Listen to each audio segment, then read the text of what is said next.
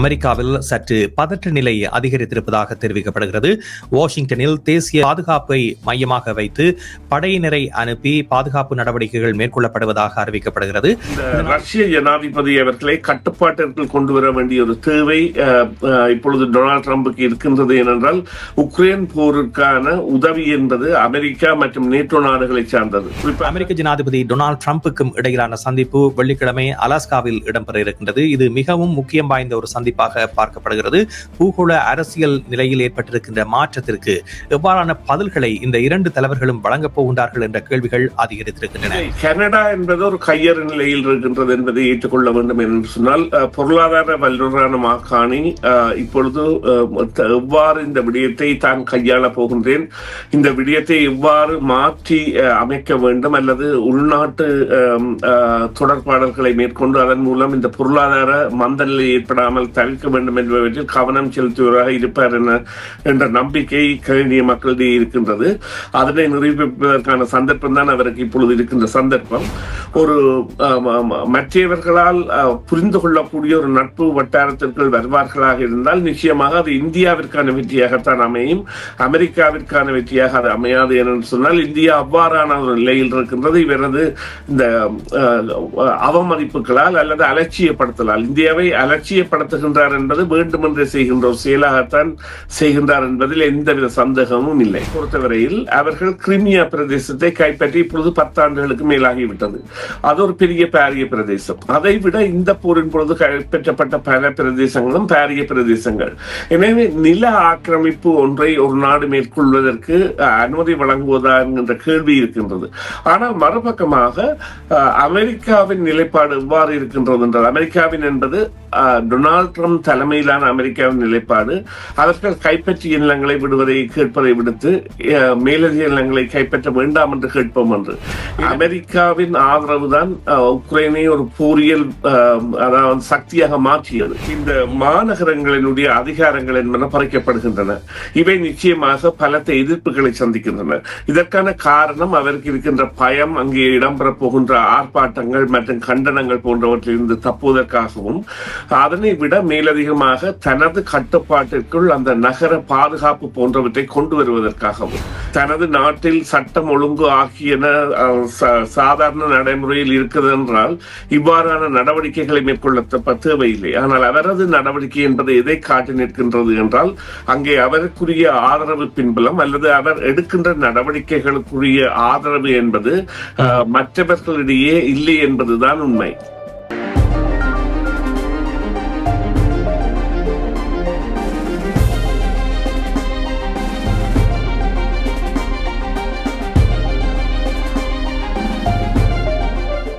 FM 101.3 CMR Tamil FM அலைகளில் உங்கள் அனைவரையும் செய்தியின் பின்னணி நிகழ்ச்சியில் சந்திப்பதில் மிக்க மகிழ்ச்சி அடைகின்றோம். சமகால முக்கிய நிலவரம் தொடர்பாக பேசுகின்ற நிகழ்ச்சியில் இன்று மிக முக்கியமாக அமெரிக்காவில் சற்று பதற்ற நிலை அதிகரித்திருப்பதாக தெரிவிக்கப்படுகிறது. வாஷிங்டனில் தேசிய பாதுகாப்பை மையமாக வைத்து படையினரை அனுப்பி பாதுகாப்பு நடவடிக்கைகள் மேற்கொள்ளப்படுவதாக அறிவிக்கப்படுகிறது. இதனால் மாகாணங்கள் மற்றும் நகரங்களுக்கு இடையிலான காவல்துறை பணிமனைகளில் சற்று பதட்டம் அதிகரித்திருப்பதாக கூறப்படுகிறது. இதற்கான காரணமாக கூடுதலாக தேசிய பாதுகாப்பு என்பது இவ்வாறு நாட்டுக்குள்ளேயே பயன்படுத்தப்படுவது தொடர்பான விமர்சனங்கள் வெளிவந்திருக்கின்றன. இதனை டொனால்ட் ட்ரம்ப் எவ்வாறு கையாளப் போகின்றார் என்ற கேள்விகள் எழுந்திருக்கின்றன. அதே போன்று மிகவும் முக்கியமான சந்திப்பாக ரஷ்ய ஜனாதிபதி விளாடிமிர் புட்டினுக்கும் அமெரிக்க ஜனாதிபதி டொனால்ட் ட்ரம்புக்கும் இடையிலான சந்திப்பு வெள்ளிக்கிழமை அலாஸ்காவில் இடம்பெற இருக்கின்றது. இது மிகவும் முக்கியம் வாய்ந்த ஒரு சந்திப்பாக பார்க்கப்படுகிறது. பூகோள அரசியல் நிலையில் ஏற்பட்டிருக்கின்ற மாற்றத்திற்கு எவ்வாறான பதில்களை இந்த இரண்டு தலைவர்களும் வழங்கப் போகின்றார்கள் என்ற கேள்விகள் அதிகரித்திருக்கின்றன. இது மட்டுமல்லாமல் ஏற்கனவே வரி விதிப்பின் காரணமாக இந்தியா அமெரிக்கா இடையிலான உறவு பாதிக்கப்பட்டிருக்கிறது. இதிலும் ரஷ்யாவினுடைய தகவல்கள் வெளிவந்திருக்கின்ற நிலையில் ரஷ்யாவிடம் இருந்து எரிபொருளை கொள்வனவு செய்வது குறித்து இந்தியா மீது அமெரிக்கா விமர்சனங்களை முன்வைத்து வருகின்றது. இந்த நிலையில் இந்த சந்திப்பில் இது குறித்து பேசப்படுமா என்ற கேள்விகள் ஒருபுறம் வெளிவந்து கொண்டிருக்கின்ற நிலையில், மறுபுறம் இப்பொழுது மீண்டும் பேச்சுவார்த்தைகளுக்கு இந்தியா தயாராகின்றதோ என்ற ஒரு எண்ணப்பாடு வெளிவந்திருக்கின்றது. காரணம், அமெரிக்க ஜனாதிபதி டொனால்ட் ட்ரம்ப் அவர்களை ஐக்கிய நாடுகள் பொதுச்சபையினுடைய கவுன்சில் கூட்டம் இடம்பெறுகின்ற பொழுது பிரதமர் மோடி சந்திக்க இருப்பதற்கான வாய்ப்புகள் இருப்பதாக செய்திகள் வெளிவந்திருக்கின்றன. செப்டம்பர் 9 31 தேதி இந்த கூட்டத்தொடர் நடைபெற இருக்கின்றது. இதில் உலக தலைவர்கள் பலரும் கலந்து கொள்ள இருக்கின்றார்கள். இந்த சந்திப்பில் டொனால்ட் ட்ரம்ப், அமெரிக்க ஜனாதிபதி டொனால்ட் ட்ரம்பை இந்திய பிரதமர் நரேந்திர மோடி சந்திக்கின்ற பொழுது எவ்வாறான நகர்வுகள் மேற்கொள்ளப்படும் போன்ற கேள்விகள் இருக்கின்றன. இது குறித்து தான் இன்றைய நிகழ்ச்சியில் பேச இருக்கின்றோம். இப்பொழுது எங்களோடு ஆய்வாளர் சுரேஷ் சர்மா இணைந்திருக்கின்றார். அவரை சந்திப்போம். வணக்கம் சுரேஷ். வணக்கம் ராம். வணக்கம் நேயர்களே. ஆமாம், வாஷிங்டன் நகர சற்று ஒரு தளம்பல் நிலையில் இருப்பதை பார்க்கக்கூடியதாக இருக்கின்றது. வருகின்ற செய்திகளை பார்க்கின்ற பொழுது 800க்கும் மேற்பட்ட படையினர் அங்கே குவிக்கப்பட்டு பாதுகாப்பு நடவடிக்கைகளை மேற்கொள்வதாக அறிவித்திருந்தாலும் கூட ஏற்கனவே இருந்த குற்றச் செயல்களினுடைய பின்னணி அந்த இடங்களில் குறைந்திருப்பதாக தெரிவிக்கப்படுகிறது. இந்த திடீர் நடவடிக்கை எதற்காக மேற்கொள்ளப்படுகிறது? இந்த நடவடிக்கை என்பது சாதாரணமாக இப்பொழுது ஒரு 2 மாதங்களாக சில இடங்களில் மேற்கொள்ளப்பட்ட பலத்த எதிர்ப்பை சந்தித்து மீளப்பெற்றதாக இருந்தால் கூட இப்பொழுது இந்த வாஷிங்டன் மீது இடம்பெறுகின்ற நடவடிக்கை என்பது கூட கண்டனத்திற்கு உள்ளாவதற்கான காரணம் இவர்களுடைய இந்த குடிவரவாளர்கள் கைது மற்றும் குற்றச்செயல்கள் கைது போன்றவற்றை எதிரொலிகள் மாநகரங்களில் உருவாகின்ற பொழுது அந்த மாநகரங்களில் இவ்வாறான நடவடிக்கைகளை மேற்கொள்வதும், குறிப்பாக இவ்வாறு கூறலாம், ஒரு நகரோ அல்லது மாநகரோ பாதுகாப்பிற்கான, குறிப்பாக மாநகருக்கு பாதுகாப்பிற்கான போலீஸ் கட்டமைப்பாக அவர்களது சொந்த போலீஸை இருக்கின்ற நிலைமைதான் இந்த வட அமெரிக்கா முழுவதும் உள்ளது. வட அமெரிக்கா, ஐரோப்பா போன்ற இடங்களில் எல்லாம் அது சாதாரணமான நிலைப்பாடு. அந்த போலீசாரின் தகமைகள் மற்றும் அவர்களுடைய சட்ட அமுலாக்கங்களை நடைமுறைப்படுத்துவதற்காக அல்லது அதனை அவர்களே செய்வதற்காக இவ்வாறான நடவடிக்கையை இந்த மத்திய பாதுகாப்புத்துறை அல்லது நேஷனல் கார்ட் எடுக்கின்ற பொழுது இந்த மாநகரங்களினுடைய அதிகாரங்கள் என்பன பறிக்கப்படுகின்றன. இவை நிச்சயமாக பலத்த எதிர்ப்புகளை சந்திக்கின்றன. இதற்கான காரணம் அவருக்கு இருக்கின்ற பயம், அங்கே இடம்பெற போகின்ற ஆர்ப்பாட்டங்கள் மற்றும் கண்டனங்கள் போன்றவற்றிலிருந்து தப்புவதற்காகவும், அதனை விட மேலதிகமாக தனது கட்டுப்பாட்டிற்குள் அந்த நகர பாதுகாப்பு போன்றவற்றை கொண்டு வருவதற்காகவும். இது ஒரு விரும்பப்படுகின்ற நிகழ்வல்ல. இந்த நிகழ்வு என்பது எதிர்க்கப்படுகின்றது. இருந்த பொழுதிலும் இது டொனால்ட் ட்ரம்ப் அவர்களின் வீழ்ச்சியை காட்டுகின்ற ஒரு நடவடிக்கையாக, அதாவது ஒரு ஜனாதிபதி தனது நாட்டில் சட்டம் ஒழுங்கு ஆகியன சாதாரண நடைமுறையில் இருக்குது என்றால் இவ்வாறான நடவடிக்கைகளை மேற்கொள்ள தேவையில்லை. ஆனால் அவரது நடவடிக்கை என்பது எதை காட்டி நிற்கின்றது என்றால் அங்கே அவருக்குரிய ஆதரவு பின்புலம் அல்லது அவர் எடுக்கின்ற நடவடிக்கைகளுக்குரிய ஆதரவு என்பது மற்றவர்களிடையே இல்லை என்பதுதான் உண்மை. சரி, இந்த சூழ்நிலையில் எதிர்வரும் நாட்களில் ஏனைய மாகாணங்களுக்கும் அல்லது மாநிலங்களுக்கும் இவ்வாறான நிலை என்பது ஏற்படக்கூடிய வாய்ப்புகள் இருக்கின்றனவா, அல்லது ஏற்கனவே ஏற்பட்டிருக்கின்ற இந்த எதிர்ப்பலைகளின் மூலமாக இந்த விடயம் என்பது கிடப்பில் போடப்படும் என்று நினைக்கிறீர்களா? இல்லை, இது அவருடைய அதிகாரத்தை நிலைநாட்டுவதற்காக அல்லது தனக்கு ஆதரவில்லாத மாகாணங்களில் உள்ள நகரங்களில் இவ்வாறான செயற்பாடுகளை அவர் மேற்கொள்ள முடியும். குறிப்பாக டெக்சாஸ் மற்றும் லாஸ் ஏஞ்சலஸ் போன்ற பகுதிகளிலும் இந்த புளோரிடாவின் சில பகுதிகளில் கூட இவ்வாறான நடவடிக்கைகள் எடுக்கப்படலாம். இது எதை வைத்தீவை எடுக்கப்படும் என்றால் அவருக்குரிய எதிர்ப்படை போராட்டங்கள் அல்லது இவர்களுடைய இந்த ஐஸ் எனப்படுகின்ற இந்த கைது நடவடிக்கைகளுக்கு எதிரான செயற்பாடுகளுக்கு ஆதரவு தளமாக இருக்கும் பட்சத்தில், குறிப்பாக இன்னும் ஒரு விடயம் முக்கியமாக பார்க்க வேண்டும். இப்பொழுது நியூயார்க் மாநகரத்திற்கான மேயராக போட்டியிடுகின்ற ஒரு தன்சானிய வம்சாவளி அல்லது ஒரு இந்திய வம்சாவளியை சேர்ந்த ஆதரவு புலம் என்பதும் அவருடைய ட்ரம்ப் எதிர்ப்பு என்பதும் பலத்த ஆதரவை பெற்றிருக்கின்றது.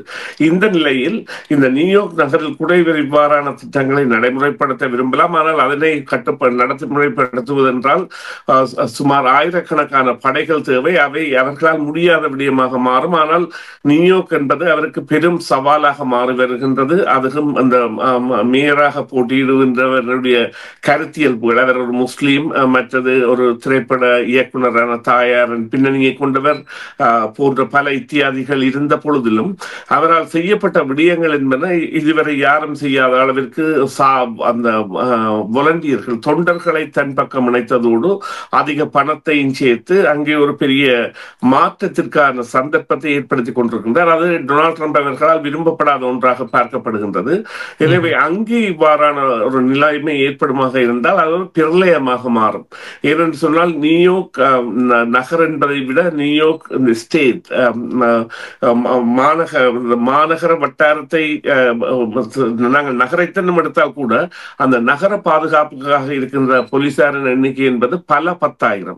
எனவே அவர்களை பிரதியீடு செய்வது போன்றவை எல்லாம் சாதாரணமாக முடியாத விடயமாக இருந்தாலும் அவ்வாறான ஒரு நடவடிக்கைக்கு ட்ரம்ப் தள்ளப்படலாம். இவர் முதல்வர் வேட்பாளரின் நடவடிக்கைகள் என்பன இவருடைய கருத்தியல்புக்கு எதிராகவும் இவருடைய நடவடிக்கைகளுக்கு எதிராகவும் மற்றது பலஸ்தீனத்திற்கு ஆதரவாகவும் இருக்கின்ற காரணத்தால் வருகின்ற நாட்களில் மிக முக்கியமான சந்திப்பாக பார்க்கப்படுகின்ற சந்திப்பு விளாடிமிர் புட்டின் அவர்களுக்கும் டொனால்ட் ட்ரம்புக்கும் இடையிலான சந்திப்பு. இந்த சந்திப்பு என்பது இப்பொழுது சாத்தியமாக இருக்கின்றது. வெள்ளிக்கிழமை இந்த சந்திப்பு நடைபெற இருக்கின்றது. இரு தரப்பிலிருந்தும் என்னென்ன விடயங்கள் பேசப்படும் என்ற தகவல்கள் வெளிவராத போதிலும் மிக முக்கியமான சந்திப்பாக உலகம் உற்றுநோக்குகின்ற சந்திப்பாக இந்த சந்திப்பு இருக்கிறது. இதில் ஆக்கப்பூர்வமான நடவடிக்கைகள் எடுக்கக்கூடிய வாய்ப்புகள் இருக்கின்றனவா? நிச்சயமாக இந்த விடயத்தில் இது இந்த அலஸ்காவில் சந்திப்பதற்கான முக்கியத்துவம் 2 வகைப்படும். முதலாவதாக இது அலஸ்கா ரஷ்யா அமெரிக்காவிற்கு விற்றது 1800களின் இறுதி பகுதியில். அதன் பிறகு அது ஒரு மாகாணமாக அறிவிக்கப்பட்டு அதற்கான பயணங்கள் எல்லாம் கனடாவின் ஊடாகத்தான் நடக்கும். தரை பயணங்களுக்கு செல்பவர்கள் பிரிட்டிஷ் கொலம்பியாவில் நுழைந்து யூகோன் பிராந்தியத்தில் வெளியேறித்தான் அலஸ்காவுக்கு செல்ல வேண்டும். எனவே இது முத்தொடர்பு கொண்ட ஒரு முக்கிய இடமாக இருக்கின்றது. இந்த பேச்சுக்களில் முக்கியம் வகிக்க போகின்றது உக்ரைன் ரஷ்ய போரை முடிவுக்கு கொண்டு வருவது.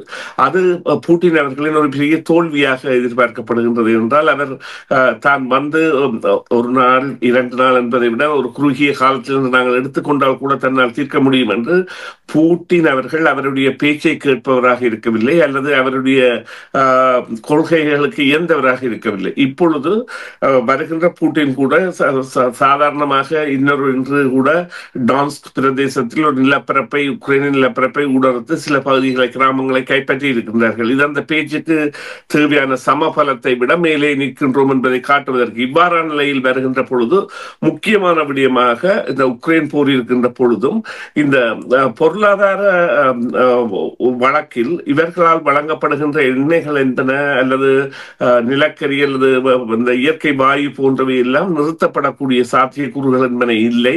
இருந்த பொழுதிலும் அவற்றிற்கான அழுத்தங்கள் தொடர்ச்சியாக பிரயோகிக்கப்படும் என்கின்ற ஒரு இறுக்கமான அறிவிப்பை கூட அங்கே வெளியிடலாம் என்று சொன்னால் இப்பொழுது இந்தியா மீது எடுக்கப்படுகின்ற நடவடிக்கை போன்று சீனா போன்றவற்றின் மீது கூட அமெரிக்கா இவ்வாறான கண்டனங்களை தெரிவிக்கலாம் ஒழிய உடனடியாக நிறுத்தக்கூடிய ஏற்பாடுகளை அவர்களால் செய்ய முடியுமா என்பது இல்லாத பொழுதும் இந்த ரஷ்ய ஜனாதிபதி அவர்களை கட்டுப்பாட்டிற்குள் கொண்டு வர வேண்டிய ஒரு தேவை இப்பொழுது டொனால்ட் ட்ரம்புக்கு இருக்கின்றது. ஏனென்றால் உக்ரைன் போருக்கான உதவி என்பது அமெரிக்கா மற்றும் நேட்டோ நாடுகளை சார்ந்தது. குறிப்பாக தங்களது பணம் விரியமாக்கப்படாமல் இருப்பதற்காகத்தான் அவர் அக்கறை எடுத்து செயற்படுகின்றார்.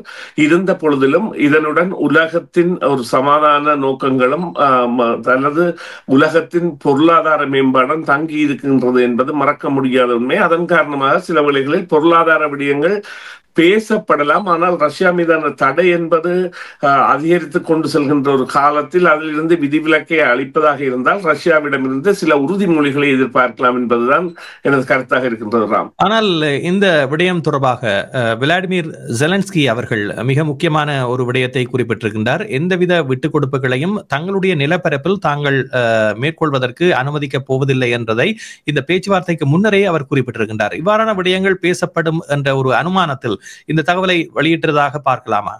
நிச்சயமாக என்னன்னு சொன்னால் பூட்டினை பொறுத்தவரையில் அவர்கள் கிரிமியா பிரதேசத்தை கைப்பற்றி இப்பொழுது 10 ஆண்டுகளுக்கு மேலாகிவிட்டது. அது ஒரு பாரிய பிரதேசம். அதை விட இந்த போரின் பொழுது கைப்பற்றப்பட்ட பல பிரதேசங்களும் பாரிய பிரதேசங்கள். எனவே நில ஆக்கிரமிப்பு ஒன்றை ஒரு நாடு மேற்கொள்வதற்கு அனுமதி வழங்குவதா என்கின்ற கேள்வி இருக்கின்றது. ஆனால் மறுபக்கமாக அமெரிக்காவின் நிலைப்பாடு எவ்வாறு இருக்கின்றது என்றால் அமெரிக்காவின் என்பது டொனால்ட் ட்ரம்ப் தலைமையிலான அமெரிக்காவின் நிலைப்பாடு அவர்கள் கைப்பற்றிய நிலங்களை விடுவதை கேட்பதை விடுத்து மேலதிக நிலங்களை கைப்பற்ற வேண்டாம் என்று கேட்போம் என்று. எனவே பேச்சுக்கான ஒரு அதாவது முக்கிய பரிமாறு பொருளாக இந்த நிலம் இருக்க போகின்றது. ஆனால் உக்ரைனுடைய கோரிக்கைக்கு ஆதரவாகத்தான் சர்வதேசம் இருக்கும்.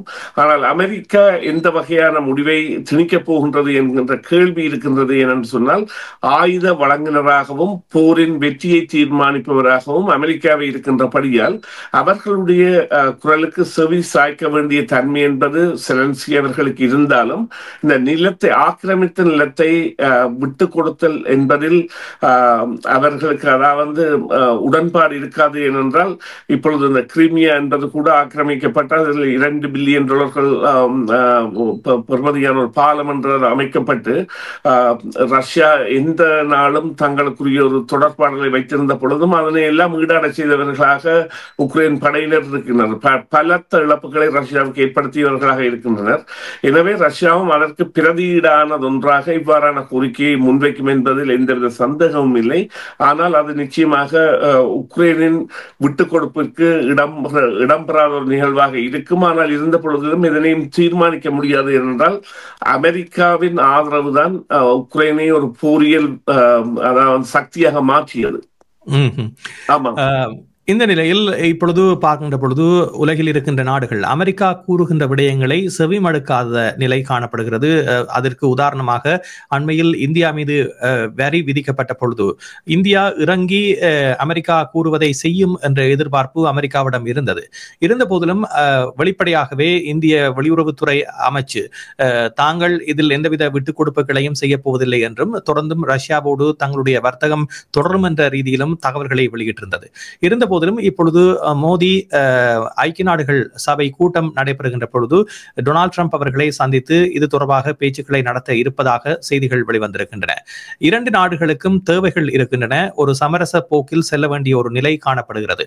இருந்த போதிலும் இந்த வரி விதிப்பு என்பது இரண்டு நாடுகளையும் தற்பொழுது ஆட்டம் காண செய்திருக்கின்ற நிலையில் இந்த பேச்சுவார்த்தைகள் வெற்றியளிக்கக்கூடிய அல்லது விட்டுக் கொடுப்புகளை மேற்கொள்ளக்கூடிய ஒன்றாக இருக்குமா அல்லது கனடா போன்ற நிலையில் தான் இந்தியாவும் இந்த பேச்சுவார்த்தைகளில் கலந்து கொள்ள வேண்டும் என்று நீங்கள் நினைக்கின்றீர்களா? இல்லை, கனடா என்பது ஒரு கையறு நிலையில் இருக்கின்றது என்பதை ஏற்றுக்கொள்ள வேண்டும் என்று சொன்னால் பொருளாதார வல்லுநரான மாகாணி இப்பொழுது எவ்வாறு இந்த விடயத்தை தான் கையாள போகின்றேன், இந்த விடயத்தை எவ்வாறு மாற்றி அமைக்க வேண்டும் அல்லது உள்நாட்டு தொடர்பாடல்களை மேற்கொண்டு அதன் மூலம் இந்த பொருளாதார மந்தநிலை ஏற்படாமல் தவிர்க்க வேண்டும் என்பவற்றில் கவனம் செலுத்துவதாக இருப்பார் என்ற நம்பிக்கை கனடிய மக்களிடையே இருக்கின்றது. அதனை நிரூபிப்பதற்கான சந்தர்ப்பம் தான் அவருக்கு இப்பொழுது இருக்கின்ற சந்தர்ப்பம். ஆனால் இந்தியாவை பொறுத்தவரையில் அவர்களுடைய நிலை என்பது மிகவும் ஒரு சொக்க நிலை. அவர்களுடைய நிலையில் இப்போ இந்த அமெரிக்கா வெளிப்படையான கருத்துக்களை ராஜதந்திரிய ரீதியாக பரிமாற வேண்டிய கருத்துக்களை வெளிப்படையாக ட்விட்டர் மூலம் பரிமாறுவது ஒரு பலவீனம் ராஜதந்திர உறவுகளுக்கு அல்லது இந்த புரோட்டோகால்ஸ் எனப்படுகின்ற டிப்ளோமேட்டிக் புரோட்டோகால்ஸ் ராஜதந்திர நடைமுறைகளுக்கு மாறான விடயமாக பல விடயங்களும் தற்பொழுது பேசப்படுகின்ற நிலையில் இந்த சந்திப்பின் பொழுதான கோரிக்கைகள் என்பதை விட அவர்களுடைய நட்பு நிலை எவ்வாறு இருக்கும் என்பதுதான் எதிர்காலத்தை தீர்மானிக்கக்கூடியதாக இருக்கும். குறிப்பாக இவர்களது நட்பு நிலை காரணமாக அதாவது டொனால்ட் ட்ரம்ப் அவர்கள் தனது பயண திட்டத்தில் இந்தியாவிற்கு முதல் சென்று பாகிஸ்தானுக்கு பிறகு செல்வாராக இருந்தால் அது இந்தியாவின் ஒரு வெற்றியாக கருதப்படும். இல்லை, தொடர்ந்தும் இப்பொழுது அடுத்த மாதமே அவர் செல்ல போகின்றார் இந்த மகாநாடுகள் முடிந்த பிறகு, இல்லை அவர் பாகிஸ்தானுக்கு சென்றுதான் இந்தியாவுக்கு செல்ல போகின்றார் என்றால் இந்தியாவினுடைய மனநிலை மாற்றங்களை தவிர்க்க முடியாததாக மாற்றிவிடும். என்றால் இந்தியா கூட தனது சீனாவுடனான சண்டை போக்குகளை விடுத்து நட்பு போக்குகளை வளர்ப்பதாகவும் அதே நேரம் ரஷ்யா, சீனா மற்றும் இந்தியா என்பதின் உறவு என்பது ஒரு முப்பரிமாணத்தை மேலும் கூட்டுவதாக அமைந்திருக்கின்றது. எனவே இந்த சந்திப்பு நடைபெறுமா என்பது முதல் கேள்வி. இவர் சந்திக்க விரும்பினாலும் அவர் நேரம் கொடுக்க வேண்டும். அதைவிட அவர் சந்திக்க விரும்புகிற நேரத்தில் இவருக்கும் நேரம் இருக்க வேண்டும். எனவே இவர்கள் அது குறித்த தொடர்பாடல்களை மேற்கொண்டு அதன் மூலம் மீண்டும் ஒரு நட்பு வட்டாரத்துக்கு உண்மையான நட்பு வட்டாரத்துக்குள் வருவார்களா என்பது தெரியாத பொழுதும் ஒரு மற்றவர்களால் புரிந்து கொள்ளக்கூடிய ஒரு நட்பு வட்டாரத்திற்குள் வருவார்களாக இருந்தால் நிச்சயமாக அது இந்தியாவிற்கான வெற்றியாகத்தான் அமையும். அமெரிக்காவிற்கான வெற்றியாக அது அமையாது என்று சொன்னால் இந்தியா அவ்வாறான ஒரு நிலையில் இருக்கின்றது. இவரது இந்த அவமதிப்புகளால் அல்லது அலட்சியப்படுத்தலால் இந்தியாவை அலட்சியப்படுத்துகின்றார் என்பது வேண்டுமென்றே செய்கின்ற ஒரு செயலாகத்தான் செய்கின்றார் என்பதில் எந்தவித சந்தேகமும் இல்லை. நன்றி சுரேஷ். நிகழ்ச்சியில் கலந்துள்ளமைக்கு மீண்டும் நாங்கள் விரிவாக பேசுவோம் மற்றும் ஒரு நிகழ்ச்சியில். நன்றி ராம். நன்றி நேயர்களே. மீண்டும் ஒரு பொழுதில் சந்திப்போம். சிஎம்ஆர் யூடியூப் சேனலில் இணைந்திருக்கும் நேர்கள் அனைவருக்கும் எமது நன்றி. காமெண்ட்ஸ் பகுதியில் உங்கள் கருத்துக்களை தெரிவிக்க தவறாதீர்கள். முக்கிய செய்திகள், காணொளி தொகுப்புகள், நேர்காணல் என பலதரப்பட்ட அம்சங்களையும் உங்களுக்காக தருகின்றது சிஎம்ஆர் யூடியூப் சேனல். சிஎம்ஆர் என்று சர்ச் செய்து எமது யூடியூப் சேனலை சப்ஸ்கிரைப் பண்ணுங்கள். உங்கள் உற்றார் உறவினர் நண்பர்களோடும் இந்த காணொளி தொகுப்புகளை பகிர்ந்து கொள்ளுங்கள். அருகில் இருக்கின்ற முக்கிய காணொளி தொகுப்புகளையும் தவறவிடாமல் பாருங்கள்.